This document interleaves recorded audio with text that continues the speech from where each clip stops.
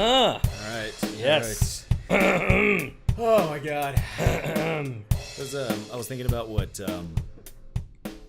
Jackie was talking about on our last episode with her idea for a possible what was it, a VR movie or indie film.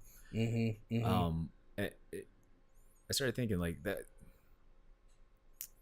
I forgot who the artist or the DJ was named. I'll have to forward it to you once, or I may bring it back up once it pops in my mind as we're going through this. But I'm thinking like it would have to be like really artsy.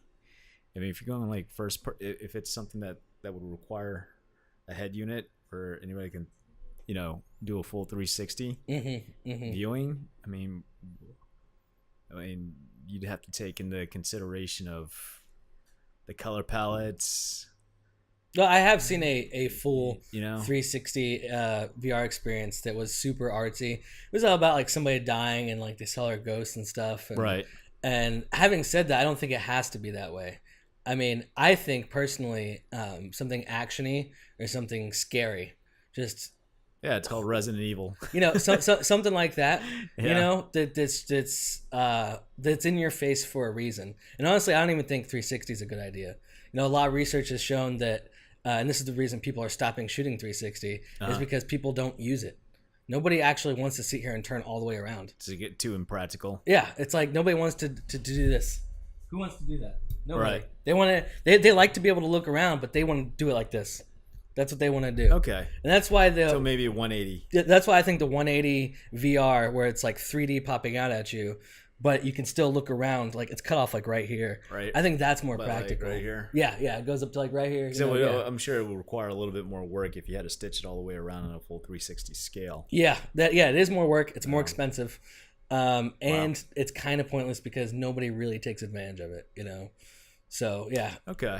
Disappointed to hear that, but I mean, it is what it is, and honestly, I've always kind of agreed with that. Just I recently saw the research talking about how like there was only like 10% of people actually like turn around or something stupid like so that. Even the like, market, it's not even viable. Yeah, it's cool and all, but nobody uses it. Nobody cares that it's full 360. Nobody cares. If Jackie's watching this, she's gonna be seriously disappointed. No, I mean because that's why I bought the camera that I did, the VR camera that I did, because it does both. You're talking about the one that you flipped out? Yeah, the one you're hell bent on doing like virtual porn or absolutely, something. Absolutely. So the reason I bought it, it's not really good at either one, but it can do both. It can do 360 regular, and then it can do the VR 180, the stereo 180 that pops out at you. No shit. And so since it can do both, I was like, well, now I can experiment with both and see which one I like more.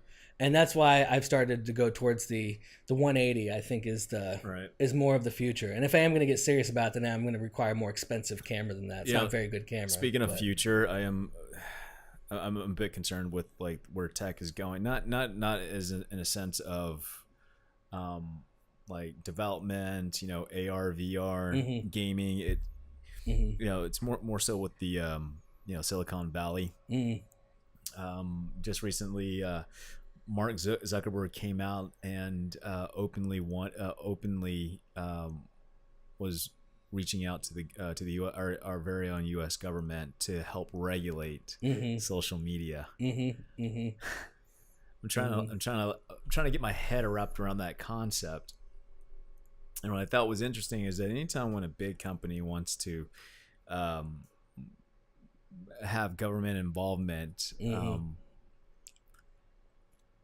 obviously it's the obviously regulations that do roll out, even though the intent of these politicians when they roll out these regulations are well intended, they always have market consequences, because like these regulations, you've gotta you need money to make sure that you're compliant. Right. Sometimes regulations are a good thing, or at least they have good intentions. But in something like Facebook, when it's a platform for people to speak, I think that's different. It's not like it's like eBay where you want some regulation in there to protect people or something. Right. This is more of like they say they're protecting people, but it's really just shutting people down. And because there's tech censorship already, which is becoming a big talk. It's been a big subject, not just through mainstream media, but also alternative media and the social networks as well. You know, a lot of the posting that I'm seeing are sharing their concerns, you know, with the rise of crypto-based. I know you're not familiar with the crypto-based community. I am a little bit. I think it's kind of stupid, but why? I never understood it. I never got into it, and I think all my friends that say they're into it are lying. I like it. I use minds.com. See, I don't even know what that is. But it's a crypto version of Facebook. Okay. And some may argue it's got some YouTube features that rival that of YouTube. That's kind of cool. Yeah, because it you know, the algorithms don't change on you. Okay. So they favor based on meritocracy. Okay. If it's good content, you'll get rated up. You get rewarded on these points. You can actually trade these points for, these coins, and if you earn enough, you can actually trade it in for actual like Bitcoin, which can transfer into actual money. Right. So you're rewarded based on community. Okay. And the guidelines are pretty straightforward. They don't recognize hate speech. Okay. I mean, like that. How do you define hate speech? Exactly. You know? See, that's one thing I don't think people realize when they talk about all the time, you know, how, well, of course he was banned. He was promoting hate speech. It's like, you do understand that's never been a real thing. Yeah. That's not a thing. It's not like in the Constitution. Yeah. Because who can define it? And that's where it becomes an issue. Right. I mean, you either have free speech or you don't. Exactly. You know, you can disagree with it. Yeah. You know. But this whole concept that hate speech isn't allowed, that's like hate a speech new isn't phenomenon. free speech. And I was like, who the hell made up that bullshit? Yeah. Yeah. Or people saying that, you know, well, your speech was violence towards me. It's like, I don't think that's how it works. It's like, I don't think you've seen violence. Yeah, and I don't think you understand what speech is. I don't think they even understand what real violence is. Yeah. I mean, the last thing, I mean, I've seen it. I mean, I went to a high school. I mean, it's not a bad high school, but there was an incident where I saw a kid got brought in and there was blood all over his face. Okay. So obviously it was a brutal fight. I've been into physical confrontations. I bet it's you have. Not fun. If you've ever been hit in the temple, the softest part of your skull, it's not fun. You get hit right there, you are gonna. And I don't care how big and bad you are, and if you enjoy getting hit and punched in the face, hey, more power to you. Some people like that shit. Yeah, no, it's crazy. I mean, I call them UFC fighters. Yeah, that's UFC material. But I've been hit in the face, and it's like that one time, just like. Well, actually, man, it sucked because I got hit in the face twice. That sucks. Oh god, one time was bad. No, the second time, I mean, obviously, it was like, you know, two separate incidents. It's just like, god damn, the face. You know, have you been hit in the face? Yes, not for a long time though. Yeah, it's been probably 15 years since I've been hit in the face. Yeah, it's just that it only takes that one time. Yeah, exactly. That one time, and it clicks in your head. And that's what I tell people sometimes who are too like eager to get in a fight. I was like, getting knocked in the face one time, but that dude over there is 300 pounds. Yeah, he will break your jaw. You'll go to the hospital. You'll never want to do that again. You're gonna feel a shock when you deal with a guy about your size. It's another one. They're a little bigger. Yeah, and I'm small, so basically everybody's big to me. You're not because you're half Mexican, right? Yes. So it's not like you're like that, like traditional, like, because I mean Mexicans are short. Generally. Mexicans like true born Mexicans, like the Mayan Incan, like they are like, I used to think I was short, and then I saw these guys, and my self-esteem went through the roof. Right, but you have other races out there, Chau. Yeah, so I know. Like, I'm just saying. But I was like, I would rather get hit by one of those guys than the Mountain from Game of Thrones. Yes, God, can you imagine him punching in the face? No, I don't want to imagine that. That would hurt so bad. Well, here's a question. If he ever struck you, and I'm saying it's a strong if. It's not never gonna happen. If he struck you, would you actually feel the impact, where the impact hit you so fast everything just goes black? I guess that would depend on who you are and where he hits you. You know, he's probably gonna hit you in the temple, because that's generally, that's generally the. If he hits you here, he might not knock you out. He might just break your face, and you're gonna feel that. So where's the impact of the head? I'm pretty sure it's the chin. Knocks you out pretty quick, I think. I mean, I'm not an expert. I have to ask, reach out to Joe Rogan. And so if he got you in the chin and you just, then maybe it wouldn't be so bad. You just have a nice nap. Yeah. But if he broke your face, you're gonna feel that. We totally went from censorship to getting into fights. I don't think people understand how bad violence actually hurts. I really don't. I think people are too willy-nilly with wanting to get in fights. You think, I mean, because I had this conversation with a good colleague of mine that I went to college with, and Brian, if you're watching this, I'm not sure if he remembers the conversation, but we were because I'm on the cusp of the millennial. Okay. And obviously he's kind of like smack. Well, no, he's in his 30s. Yeah, he's almost off the cusp as well. Early 30s. I'm sorry. So yeah, he is a millennial. And we were talking about our generation, and God forbid, I mean, I don't see myself a millennial, honestly. Yeah. I've never identified as a millennial, but maybe all millennials feel that way. Maybe saying that is super millennial of me. I don't know. I'm just trying to come to terms with it. And I think the parenting issue of being coddled, always behind the keyboard, never having to deal with actual conflict, and how do you deal with it psychologically? Like you got to put. It's kind of like training your brain. You got to put yourself through these different scenarios, so that way, as you mature, you get older, you know how to deal with these conflicts in real life. Because let's be honest, man, there's gonna be conflicts left and right, and life is not gonna give two shits where how you were raised, how special your mom told you you were. Like, life doesn't give a fuck. It's brutal, it's cynical, and it sucks. That being said, there are some positive notes. Like puppies. Yeah, puppies. Yeah, those are nice. Yeah, and whatnot. And it's just, I mean, Twitter obviously has gotten a lot of shit. I do got to give it to the I guess the CEO. I forgot what his name was. I feel like it starts with a J. Yeah, he was on the Joe Rogan show. I loosely talked about it. He actually came out to speak openly and whatnot. I mean, again, he was a bit dodgy, but again, he had like a lawyer next to him.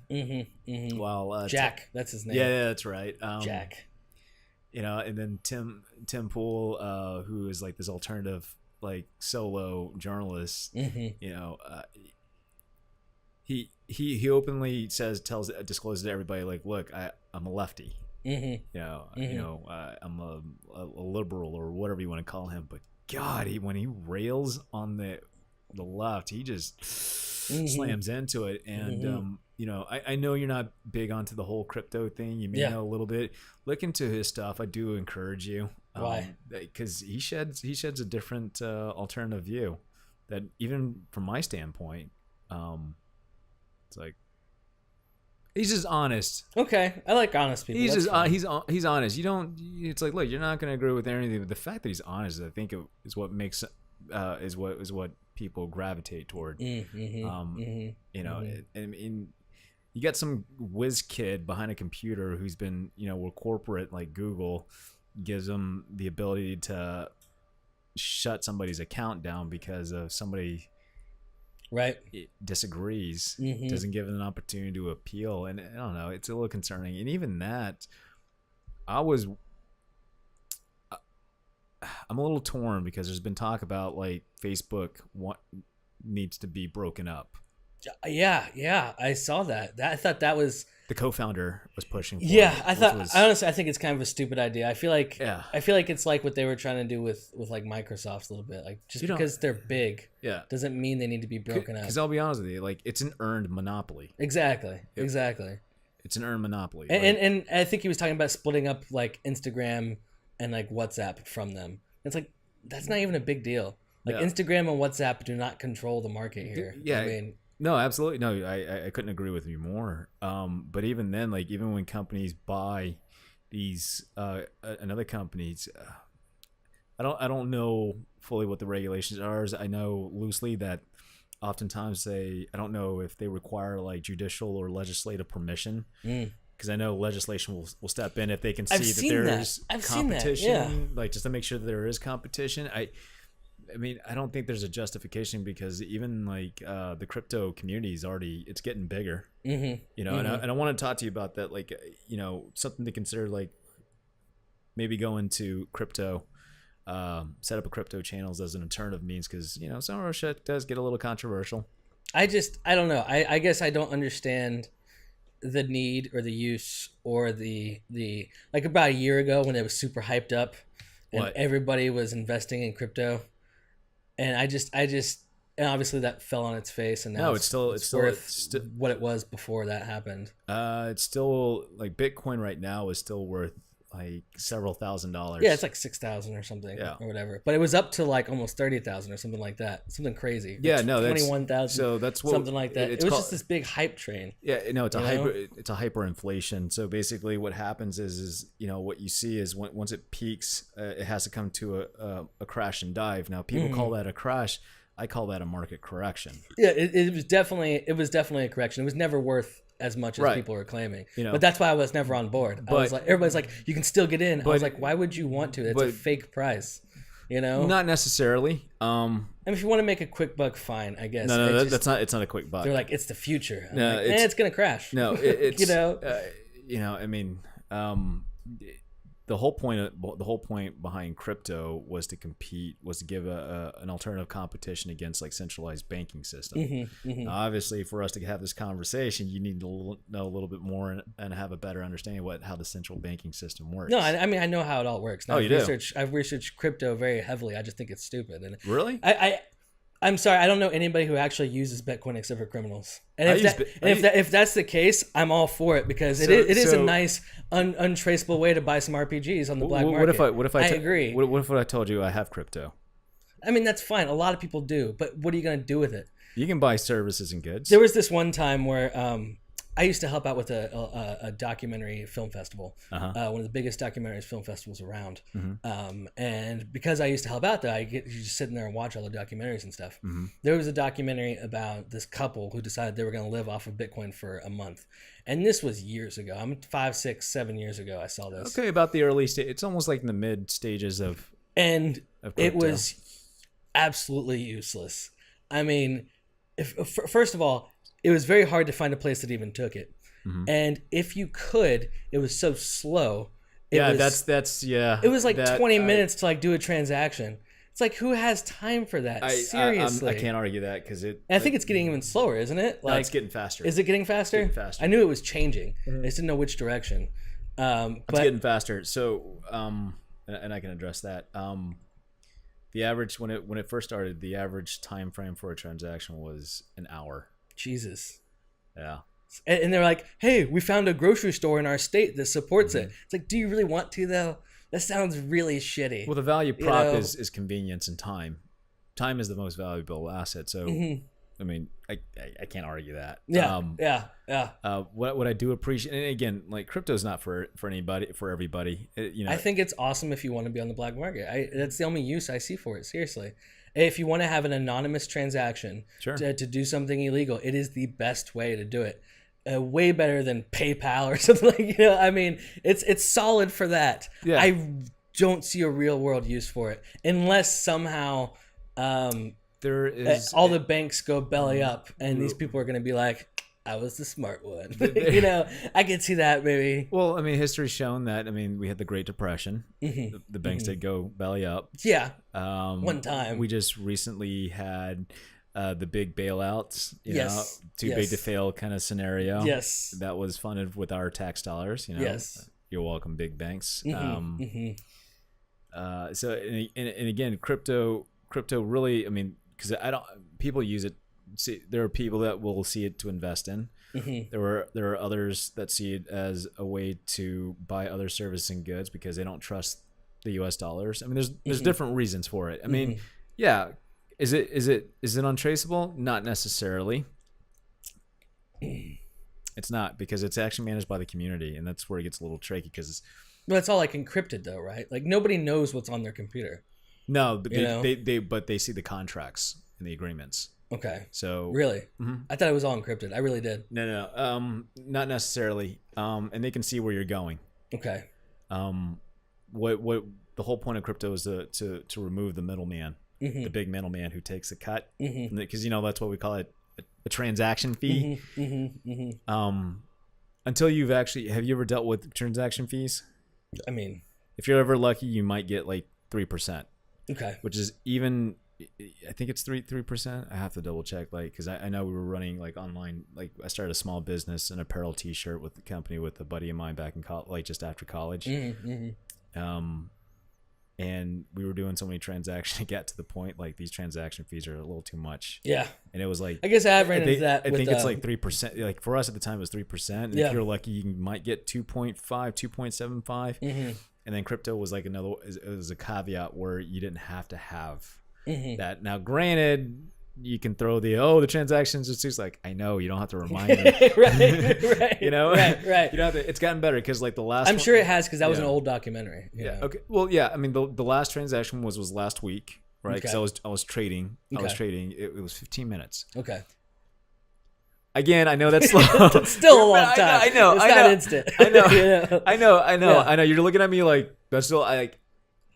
Honestly, if you just had to leave it up somewhere, I guess. But the reason why I thought it was a problem in this documentary is because they had to physically stand by the cashier. You do. And wait. You do. It was ridiculous. It was just a waste of everybody's time. At the time, hey, you know, at least you can kick back, relax, pull up an app, play some Bejeweled. Right. You know, like, can I get the points up? And, and if they were smart, you'd have a PlayStation Vita. Right. Maybe at a controller.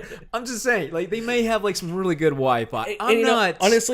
They honestly cheated through half of that documentary too, because they got in times where they couldn't find anywhere to get a taxi with it, or do this or do that, get a train ticket or something like that. You said it was an hour. You said like the transaction was an hour. So yeah, there were companies trying to establish infrastructure. Yeah. Well, there were companies trying to, but they got to the point where they couldn't find a company to do a specific thing they were trying to do. And so what they would do is they would go up to random people and be like, "Hey, I'll transfer you $100 worth of Bitcoin if you give me $20 out of your purse right now, so that I can go buy this train ticket." Sure. Like that's what they ended up having to do, which isn't living off of Bitcoin. You're living off the American dollar at that point. I could probably argue that it is. Because it's trade. That was you just gave an example of trade. Yeah, but that doesn't really count. They didn't. No, it's free trade. It was bartering systems. Like, I'll give you this X if it's accepted. It's a transaction that just took place. Was it an accepted transaction? Is it not? Yeah, I guess. So they're still doing cheating. Exactly. They couldn't actually buy a train ticket off of it. Doesn't matter. So they were using it as a monetary system. It's no different than when we play like video games. And they weren't really using it as a monetary system. Honestly, I think people just felt bad for them. Like they were like, I promise, because most people they're going up to had never heard of Bitcoin. Was the transaction made? Yes. Whatever. I'm just saying. I've looked into it for years, and I still don't feel like I understand what everybody's hype is. And I've tried reading so many articles. I've tried reading like, oh, the crypto technology is gonna change the way we play games. And I'm like, what are you talking about? Okay. I don't think of it as like this way. It's a gamified version of the monetary system. I'll try to break it down as real simple. You know how like how you and I complain and bitch and cry about like microtransactions, like you have to buy with your real dollars and buy like a certain amount of coins or these stupid currencies to buy. That's all it is. Right. That's all it is. Right. I mean, there's even a few real estate agents out there that are accepting crypto. Well, but I've seen people not just on the money side, but on the technology side, saying how the blockchain technology and stuff like that is going to change. And they'll name any industry. They'll be like, it's going to change the housing industry. It's going to change the social media industry. It's going to change the gaming industry. I don't think it's going to. It's already influencing the social media spectrum already. I think. I see. This is why I don't feel like I'm a stupid person. I'm not saying you are. I know, but that's how I feel when I talk about crypto, because I've spent so much time trying to research it and trying to understand what the appeal is. And all my friends was like, if you don't understand it, then you don't understand. Okay, I'm like, I mean, I can understand.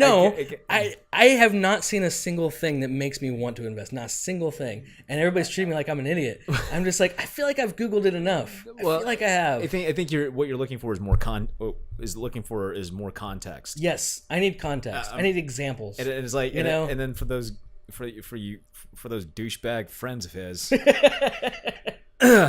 listen up, bitch. Okay, if you want to encourage people to join the community, because the community does need more people to participate in the project, stop being a douche.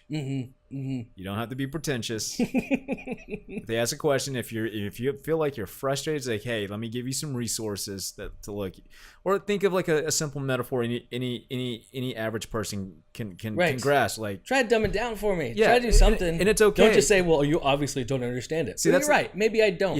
Try to help me. But then again, like, that's kind of how I feel about some of the PC elites who they treat me like I'm a console player. I'm just saying. I just like to throw that out there. Well, everybody knows PC gamers are like that. Okay, everybody knows that. But there are some PC bastards that'll give me shit like, oh, but this is kind of like the crypto treatment. I'm just saying, like, metaphorically, So I'm fully sympathetic for your situations. I'm trying to help break it down and simplify it as much as possible. But just think of it as like a gamified, because you see, and like you said, like, it's not worth 30,000 per Bitcoin. It's like, well, the market is bearing, because even though you may not be able to do it, somebody else is able to shell out 30,000. I'm not willing to do that. Right. But that was the thing at the time. It was like, they're like, it's at an all-time high. You can still get in. And I'm like, how do you know tomorrow it's not going to go back down to like 2,000? Like, I feel like that would be me. The day I buy into it, it fucking crashes. I guarantee that would be me. And they're just like, high risk, high reward. And I was like, that's stupid. That's stupid. The risk, you got lucky. You were not smart. You got lucky. Here's something I've learned about, because as I'm learning as an investor, when I didn't invest in Bitcoin back in 2011. I just bought it because I have a libertarian view of the markets. Right. Because I like the idea of competing currency. I like the idea too, and that was my initial thing to it. Yeah. But it was like, I think the lack of support, the length of transactions, all that sort of thing is just little infrastructure. I would invest a little bit into it, maybe $1,000, just so it's always there, just in case. If I was investing like any kind of crypto currency, I wouldn't bet on the currency itself. I'd bet on the project, because that's where the community's putting all it's manpower that requires to put all this together to make it work. That's what I would bet on, and that's why I love the tech world, is because it draws people to help create and innovate. The finance industry is no exception to it, no different than the video game industry. And that's what gets me excited, because I like how I finally realized that I tend to lean toward industries that, what's the proper terminology I'm looking for? I like the idea that it disrupts the market. People like you see the old dinosaurs with their money in something, they freak out, and I just like watching people panic a little bit. Not a whole lot. Not a whole lot. Just a little bit. You're terrible. I'm not. You're terrible. I understand what you're saying. This is kind of fun. Yeah, I get it. It's just like, look, they're not gonna die. They're just gonna lose a shit ton of money. For some people, that's dying, Chau. Some people commit suicide over that. Okay, all right. Well, don't make me the bag. I'm not trying to be. God, dude. You're laughing at it. I'm not laughing. I'm just. Oh man. Terrible. God, dude. I'm not trying to be malicious. I just, when because like you see, like, you go up on like CNN Money or MSNBC Money or the stock market, you see them all in a frenzy. The guys in the background, they're freaking out. They're ready to punch each other. It's like, this is kind of fun. Yeah. That's another thing I don't understand, is the stock market. I don't think anybody understands it, and I think that's the great lie. Again, people are calling me an idiot because I don't understand it. I'm like, I don't think you do either. I think you're just guessing. That's what I think. I'm no investor. I'm no stock. Stock's not my thing. Right. Right. It's just not. I can't comment on that, so I have no idea.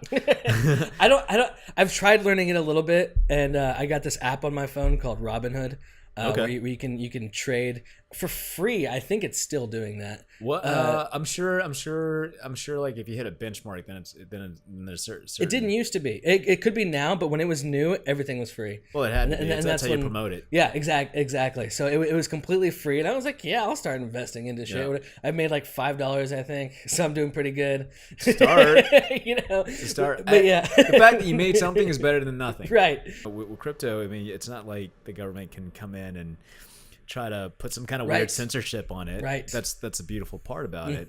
There's a guy that I follow named Gary Vaynerchuk. Okay. Yeah. From Gary Media. Yeah. And one of the things, and he's all about tech.